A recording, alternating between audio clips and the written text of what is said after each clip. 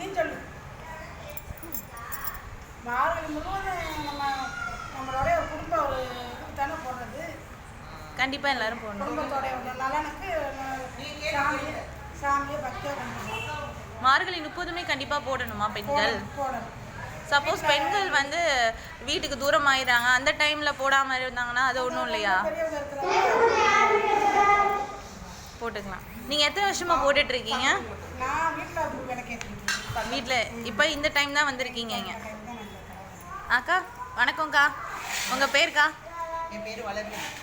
சொல்லுங்கக்கா, இந்த மார்கழி 30 எதுக்கு வந்து விளக்கு போடணும்னு சொல்கிறாங்க?